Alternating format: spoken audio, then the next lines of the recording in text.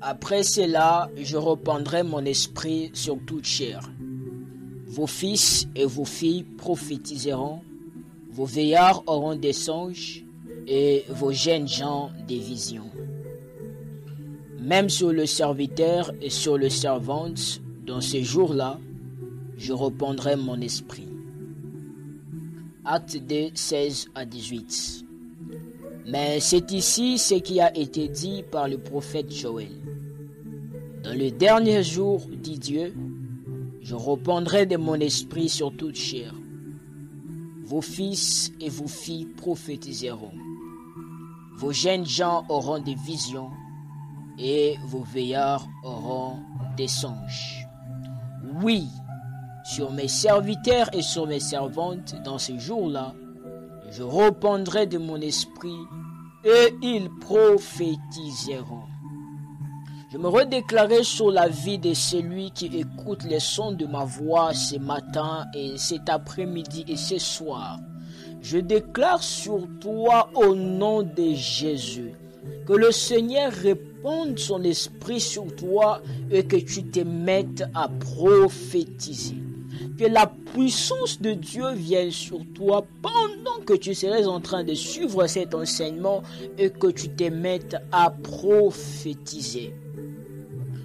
J'aimerais dire à quelqu'un, vous n'avez pas besoin d'être prophète pour prophétiser. Vous n'avez pas non plus besoin d'être voyant pour commencer à voir très clair dans le monde des esprits. Vous n'avez pas besoin d'être appelé au ministère prophétique pour prophétiser parce que nous vivons à l'époque de Joël 2, 28 où l'Esprit de Dieu est répandu sur toute chair.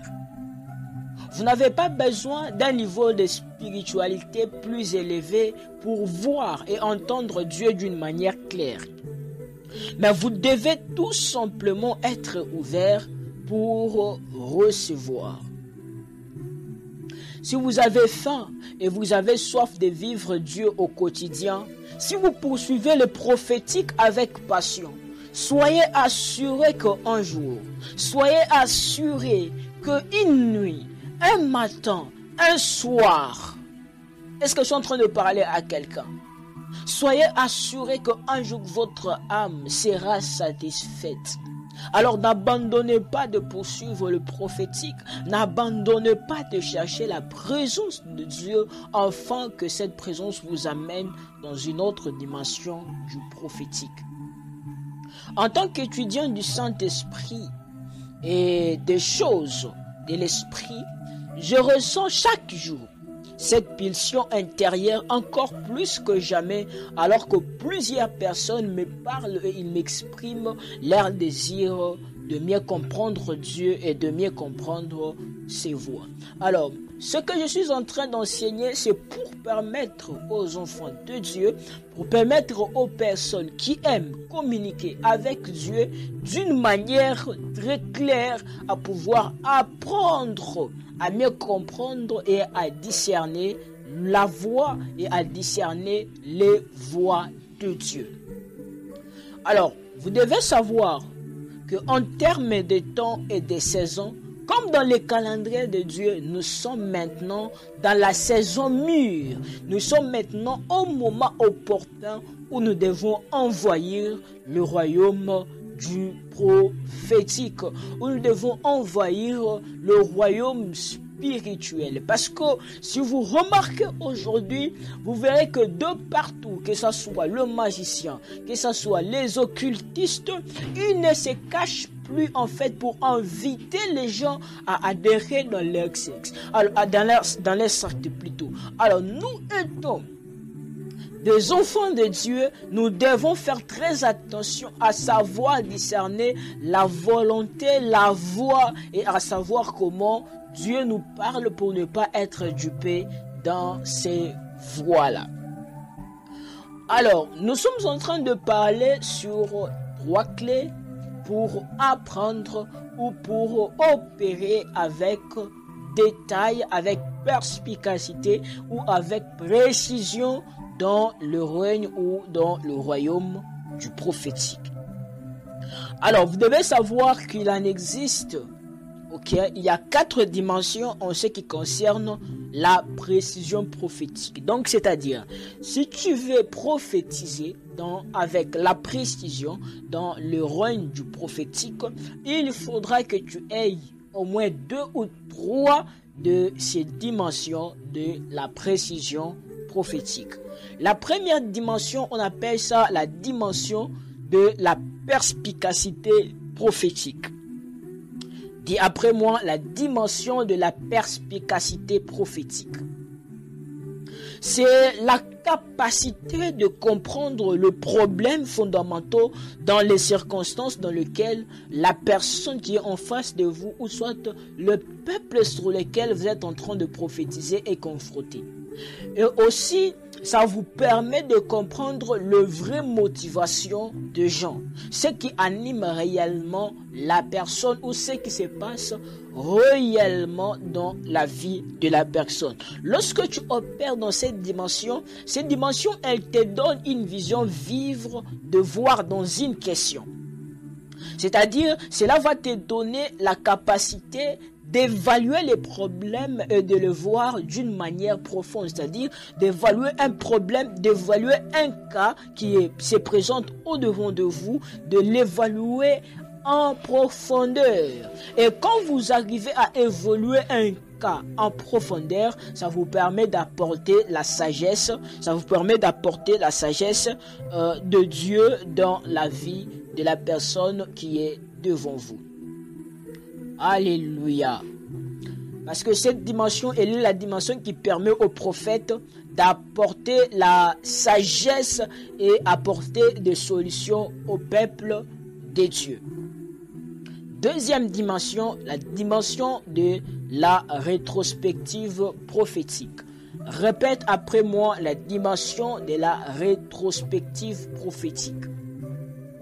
La rétrospective prophétique, c'est la capacité de voir le passé d'une personne avec plus de détails. Donc, c'est-à-dire, c'est cette dimension dans laquelle le prophète, il peut aller même puiser des informations dans 3 dernières années d'une personne, ou dans 6 dernières années d'une personne, ou soit dans 8, ou peut-être puiser des informations dans le passé d'une personne avec plus de détails et de perspicacité. Alors, lorsque vous opérez dans cette dimension de précision, vous pouvez comprendre des choses qui se sont produites dans le passé d'une personne et qui ont affecté son présent et qui pourraient même potentiellement modifier son avenir. Oui, à partir d'ici, à partir de cette dimension, vous pouvez donner des orientations claires pour pouvoir restaurer l'étoile de la personne qui est en face de vous. Oui, j'aimerais vous dire la vérité. Les étoiles de plusieurs personnes, ils ont été cachées dans les oubliettes à cause de leur passé chargé. Où il y a certaines de passés que certaines personnes ont commises dans leur passé, dans leur jeunesse, qui ont affecté leur présent et qui a même modifié leur avenir. Et tant que toi, le prophète, tu n'as pas la capacité de sonder les problèmes ou les problèmes qui affectent réellement la vie d'une personne dans son présent, ça sera pratiquement impossible. Par exemple, quelqu'un, ou soit quand il était peut-être enfant, on lui a amené devant un marabout.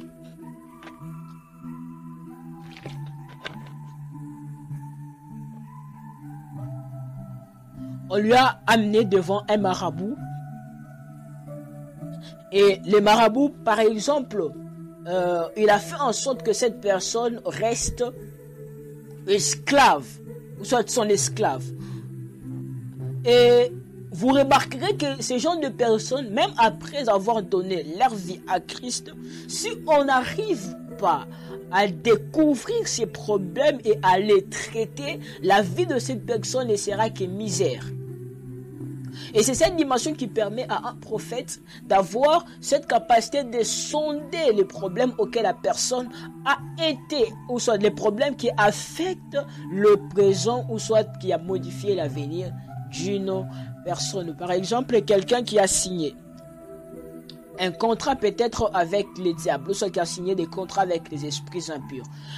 Quand tu l'oublies cela et qu'il se convertit à Christ et sans pouvoir couper ses ponts ou sans pouvoir démissionner à ces choses-là, vous remarquerez que cela lui suivrait et cela sera en train de détruire son présent et cela sera en train de combattre son présent. Alors, c'est pour le prophète de pouvoir avoir la capacité de pouvoir comprendre des choses qui se sont produites dans le passé d'une personne et qui ont affecté son présent et qui pourrait potentiellement modifier son avenir. À partir d'ici, vous pouvez donner des orientations claires. Ok? Vous pouvez donner des orientations très très claires pour que la personne puisse être restaurée. Alléluia. J'aimerais dire à quelqu'un que les prophètes sont des historiens spirituels naturels. Les yeux d'un prophète lui permet parfois de lire les écritures sur le mur de l'histoire d'une personne afin de pouvoir l'aider à quitter ce passé qui est chargé et qui affecte son présent et son futur.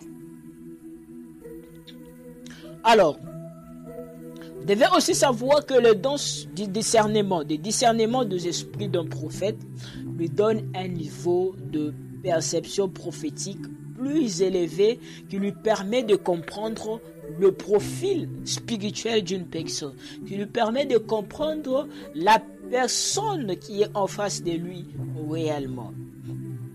Alléluia. Troisième dimension, on appelle ça la prévoyance prophétique. La prévoyance prophétique, c'est la capacité spirituelle de voir l'avenir ou soit de voir les choses avant qu'elles se produisent. Cela permet au prophète de pouvoir lire dans l'avenir d'une personne et affermir la personne. À travers cette dimension, vous pouvez voir l'avenir de quelqu'un et lui orienter par rapport à ce qui va arriver ou soit par rapport à la manière dont il doit se comporter pour vivre ou expérimenter son avenir. Alléluia. Quatrième dimension, c'est la dimension de la perception prophétique. La perception prophétique, c'est la capacité de voir ce que Dieu fait dans l'arène invisible. C'est-à-dire, c'est aussi la capacité de voir au-delà du voile, c'est-à-dire de voir au-delà de ce que l'œil physique peut voir. La perception prophétique, elle parle aussi de la réalité spirituelle, d'être constamment à l'écoute de la fréquence des entités spirituelles ou de la personne du Saint-Esprit dans le domaine de l'esprit, enfin, d'être capable de recevoir des signaux et de détecter plusieurs mouvements qui se déroulent dans le monde des esprits. Et vous allez voir que la Bible nous parle de fils d'Isaacar. Les fils d'Isaacar, ils avaient une compréhension très élevée du temps et des saisons. C'est-à-dire, ils savaient exactement ce qu'Israël devait faire à un moment opportun ou à un moment donné. Alors, en matière de précision dans le prophétique, il y a quelque chose que plusieurs personnes négligent, c'est l'imagination. L'imagination. Vous devez savoir que votre imagination, il a été destiné par Dieu à être la lentille à travers laquelle vous apprenez à comprendre les domaines des réalités spirituelles. Ici, je ne me permets pas de parler en fait de ça ici sur YouTube ou soit sur ces liens publics. Rejoignez l'école de prophètes pour plus de vraies choses. Mais vous devez savoir que votre imagination, il a été destiné par Dieu à être la lentille à travers laquelle vous apprenez à comprendre ou à voir de réalités spirituelles. Alors, il n'existe pas normalement des étapes universellement applicables sur la façon de prophétiser avec précision. Pourquoi? Parce que la prophétie en elle-même est un esprit. Et son articulation est soumise à de différentes personnalités. Par exemple, le comportement de celui à qui la prophétie est confiée compte, voir son langage et aussi même ses capacités d'articulation. Ça demande aussi que le prophète soit instruit. Ça demande aussi que le prophète soit cultivé pour éviter certaines erreurs. Ça demande aussi que le prophète il soit bien éduqué pour éviter certaines erreurs. Ici, je parle de la déontologie prophétique. Si aujourd'hui si aujourd'hui on traite de plus en plus de prophètes, de faux prophètes, ou soit de mauvaises personnes, c'est tout justement parce que la majorité de prophètes ils n'ont pas été éduqués. Ils ne veulent pas apprendre, ils ne veulent pas connaître le domaine dans lequel ils exercent. Ils ne veulent pas apprendre, c'est-à-dire ils ne veulent pas se mettre à apprendre le domaine dans lequel ils sont. Écoutez-moi, mon frère, ma soeur, il y a certainement d'autres choses, le Saint-Esprit ne te l'apprendra jamais, tu les apprendras que chez un email contre toi. Dieu appelait Samuel, mais Dieu ne lui a jamais appris à l'écouter. C'est quelqu'un d'autre qui a appris, c'est un humain comme lui qui lui a appris à écouter la voix de Dieu. Donc, pour le prophète, la formation ne s'arrête pas. L'apprentissage pour un prophète ne s'arrête pas. Soyez éduqués, intégrez des écoles, formez-vous, soyez éduqués et ça vous permettra d'être le prophète qu'il faut. Un prophète sans scandale, un prophète qui sait où il faut dire, quoi il faut dire et quoi il ne faut pas dire, afin d'éviter par moments même la prison et d'éviter certaines erreurs. Je parle de la déontologie prophétique. Et c'est par ici que je vais vous donner quelques étapes ou quelques principes clés pour opérer dans la précision prophétique. Donc, quelques principes, lorsque vous opérez, vous voulez opérer dans la précision prophétique. Je vais vous en donner quelques-unes et retenez très bien vos oreilles. Premier principe, vous devez noter et vous devez savoir que pour prophétiser avec précision, vous devez prophétiser selon la grâce que Dieu vous a donnée. Oui, il est important que nous prophétisions selon la mesure de la foi que Dieu a accordée à chacun de nous. Prophète, n'essayez pas d'imiter quelqu'un d'autre, soyez vous-même. Prophète, prophétisez que ce qui vous est révélé. Prophétisez que ce que Dieu vous a dit. N'essayez pas de prophétiser ce que vous pensez que cela impressionnera les autres. Et prophétisez seulement lorsque vous entendez dans le royaume des esprits. Sans vous soucier de sans vous soucier de vous-même ou sans vous soucier avec ce que les gens penseront ou ce que les gens pensent. Ainsi, vous grandirez et cela vous évitera les scandales. Donc, n'essayez pas d'impressionner quelqu'un pendant que vous êtes en train de rendre le ministère prophétique. Prophétisez selon la mesure de la grâce qui vous a été donnée. Deuxième principe. Pour prophétiser avec précision, vous devez être complètement en paix avec vous-même. C'est pour cela que je dis toujours qu'un prophète doit veiller sur son âme. Il doit toujours être en paix avec lui-même. Raison pour laquelle le prophète devrait faire très attention en ce qui concerne leurs âmes, surtout dans le lien sacré du mariage. Écoutez-moi, prophète. Ton âme est le centre de traitement des informations spirituelles. Si ton âme est affectée, il est possible que tu reçoives un message de la part de Dieu et que tu le traduises mal, ou soit que tu l'interprètes mal, et que ce message devient faux. Est-ce que quelqu'un me comprend? Or qu'à la base, lorsque tu l'as reçu, le message était vrai. Mais parce que ton âme est affectée, automatiquement le message deviendra faux. Alors, lorsque je parle de la paix, cette paix c'est une démonstration de foi totale en Dieu. Et c'est pourquoi il est important que vous passiez suffisamment de temps avec Dieu afin d'apprendre à mieux reconnaître sa voix, avant de pouvoir vous présenter sur la sienne. C'est-à-dire, avant d'être sur la scène, apprenez à passer du temps avec Dieu afin d'apprendre à mieux connaître ou à reconnaître sa voix lorsqu'il vous parle. Et aussi, priez beaucoup en esprit et accordez-vous beaucoup de temps pour méditer et visualiser la parole de Dieu. Et c'est le secret qui vous ouvrira les portails du monde des esprits. Principe numéro 3. Pour prophétiser avec précision, vous devez apprendre l'art d'avancer au même rythme avec le parfait professeur. Alléluia. Rappelez-vous que je venais de vous dire que la prophétie est un esprit.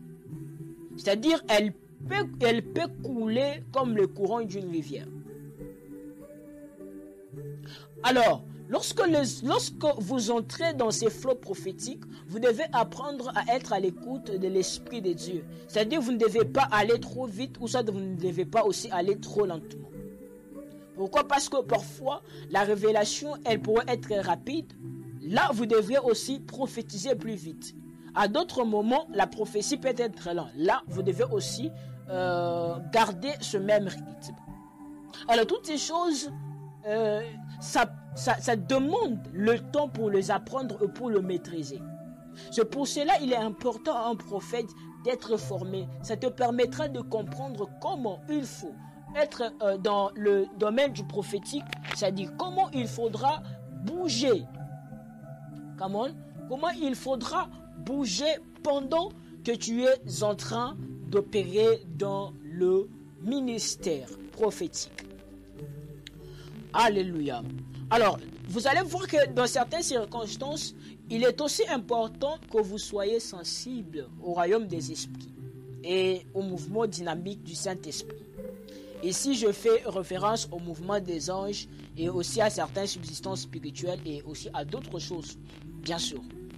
Alors, vous devez toujours être sensible. Peut-être s'il y a un ange qui vous parle, vous devez être sensible à collaborer et à écouter ce que Dieu peut vous parler par son intermédiaire. Quatrième principe. Pour prophétiser avec précision, il est important que vous ne vous concentrez pas sur les domaines naturels, mais sur les domaines spirituels. Il est important pour le prophète de ne pas se concentrer sur la façon dont une personne est habillée ou sur son apparence et après composer un message. Non prophète. Avant de prophétiser, ne regardez pas l'apparence de la personne. Si vous regardez que la personne n'est pas bien habillée, automatiquement vous composez un message qui n'est pas du tout bien. Non. Apprenez à écouter le Saint-Esprit. Ne trichez pas lorsque vous prophétisez et ne composez pas de message. Ne prophétisez pas par apparence et ne dites jamais à quelqu'un qu'il a des soucis financiers parce qu'il a l'air minable. Et il est également important que vous ne laissiez pas l'historique antécédent de la personne que vous prophétisez pour interférer avec la façon dont vous emballez le message prophétique. C'est si vous éviterez de taper les poteaux et les fausses prophéties parce que tu connais déjà la situation dans laquelle la personne traverse et du coup automatiquement tu l'appelles et tu commences à composer le message à travers la situation dans laquelle il vit. Peut-être c'est ton frère, c'est ta soeur, soit c'est quelqu'un, tu as entendu parler de lui, soit on t'a raconté son histoire et du coup tu veux composer le message à partir de l'histoire d'une personne. Évitez cela.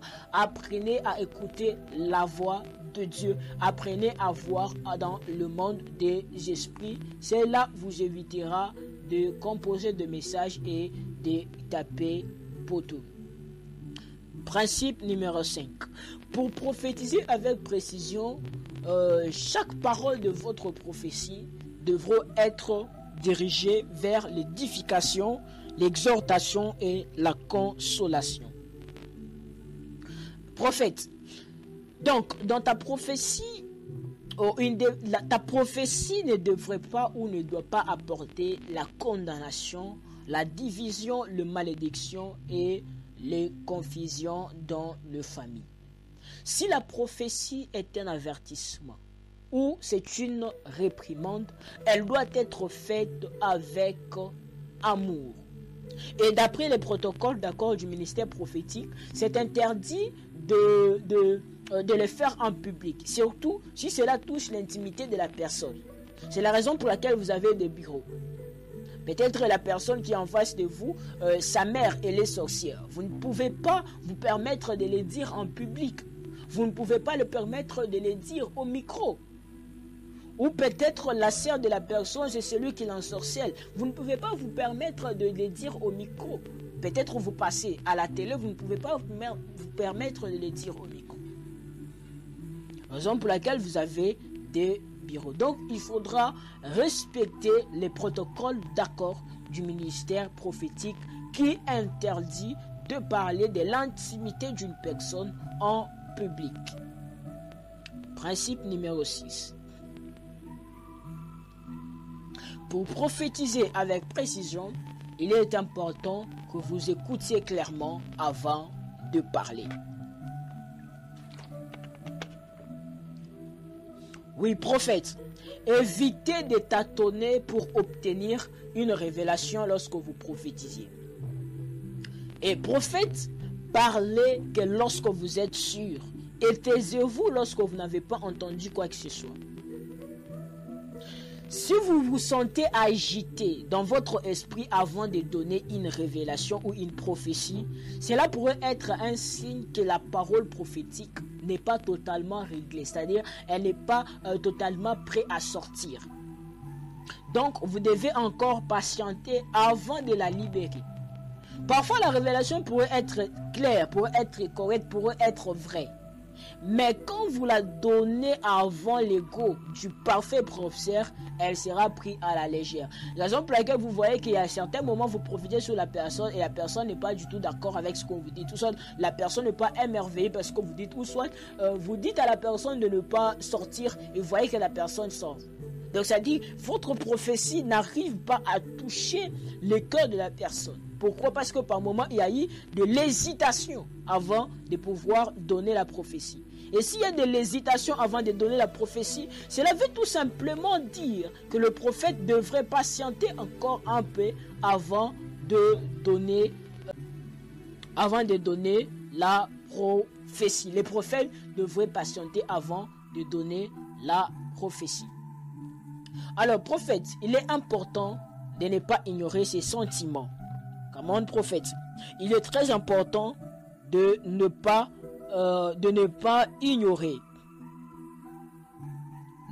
ignorer ses sentiments.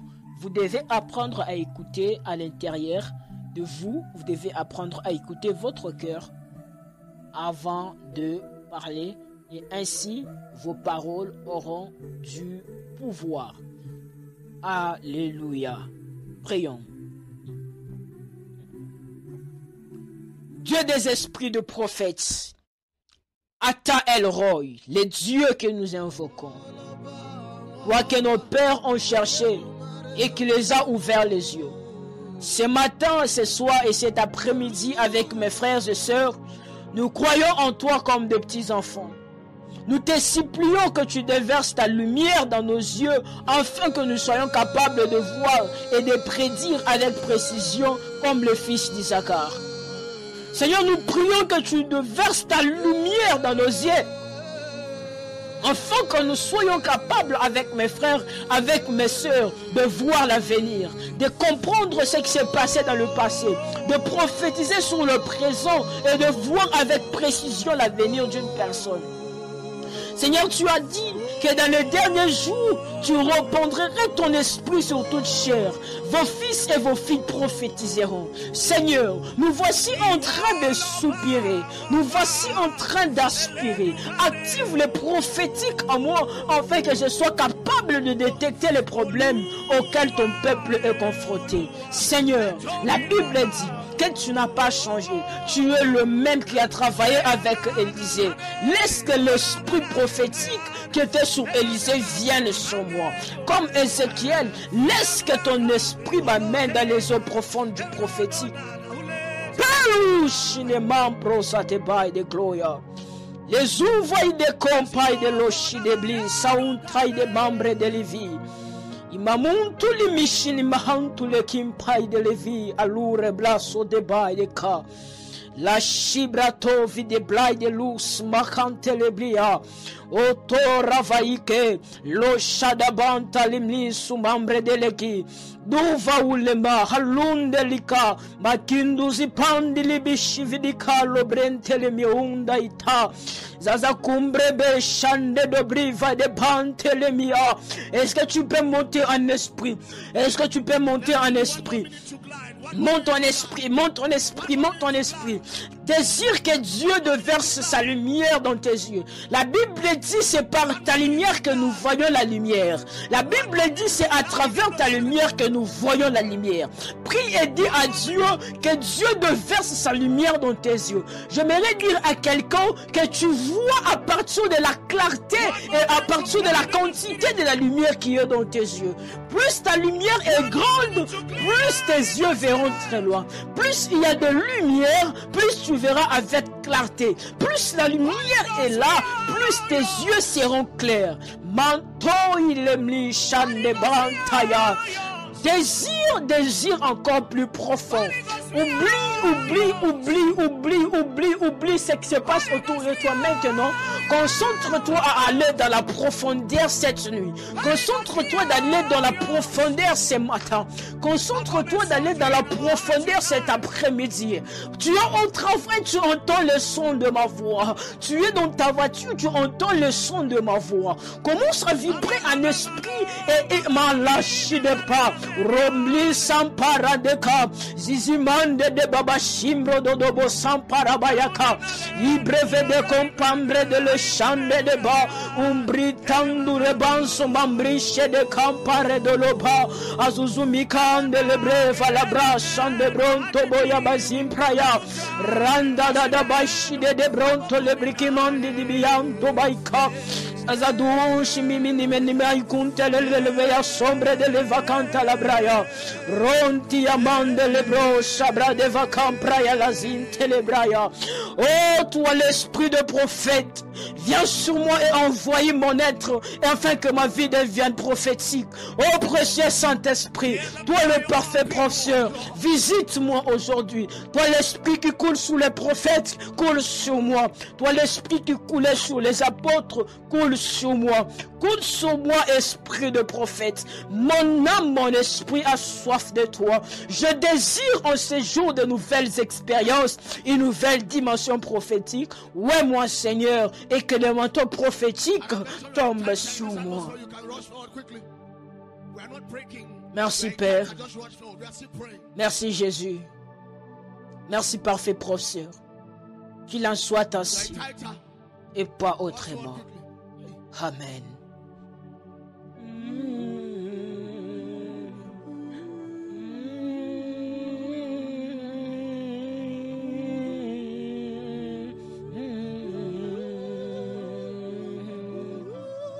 Ah, les Shiva de power.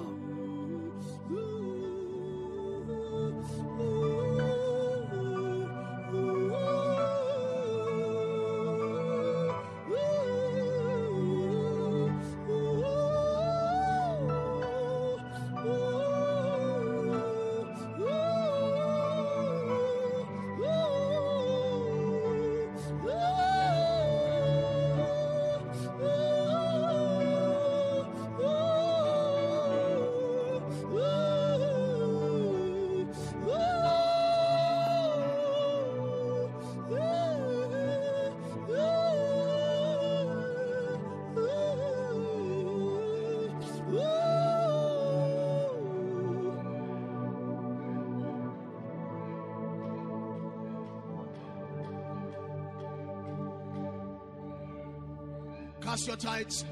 You have your offerings which you lift them up and just bless Jesus. We are not breaking anything. We're not breaking the flow.